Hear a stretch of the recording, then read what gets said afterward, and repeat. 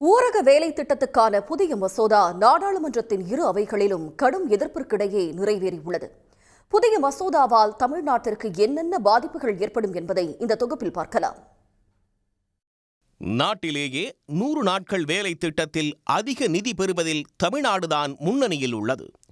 இங்கு ஆண்டுக்கு சராசரியாக 30 கோடி மனித சக்தி நாட்கள் உருவாக்கப்பட்டு சுமார் 12,000 கோடி ரூபாய் ஊதியமாக வழங்கப்பட்டு வருகிறது. இந்த திட்டத்தின் கீழ் பணி செய்ய 88,56,000 பேர் பதிவு செய்துள்ளனர். இந்நிலையில் கடந்த நிதியாண்டில் 7,500 கோடி ரூபாய் மதிப்பில் ஊரக வேலைவாய்ப்பு திட்டத்தை தமிழ்நாடு அரசு செயல்படுத்திய நிலையில் இனி இந்த தொகையில் 2,718 கோடி ரூபாய் ஒதுக்க வேண்டிய சூழல் உருவாகும். இவ்வளவு பெரிய தொகையை மாநில அரசு ஒதுக்க முடியாது என்பதால் திட்டத்தின் செலவை குறைக்க முயலும் போது பணி செய்பவர்களின் எண்ணிக்கையும் கணிசமாக குறையும் வாய்ப்பு உள்ளது. தற்போது நடைமுறையில் உள்ள திட்டத்தில் ஒரு நிதியாண்டில் எவ்வளவு திட்டங்கள் செயல்படுத்த போகிறோம் என ஒன்றிய அரசுக்கு தமிழ்நாடு அரசு உத்தேச அறிக்கையை கொடுப்பார்கள். ஒருவேளை திட்டங்களை கூடுதலாக செயல்படுத்தினாலும் கூடுதல் தொகையை ஒன்றிய அரசு கொடுக்கும்.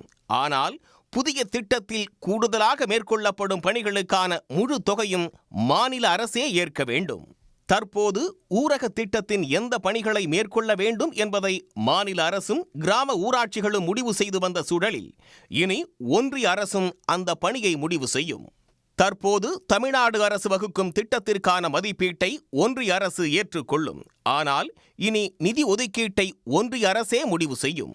அதாவது மக்கள் தொகை போன்ற அம்சங்களை கவனத்தில் கொண்டுதான் ஒன்றிய அரசு மாநிலங்களுக்கு நிதி ஒதுக்கீடு செய்யப்படும்.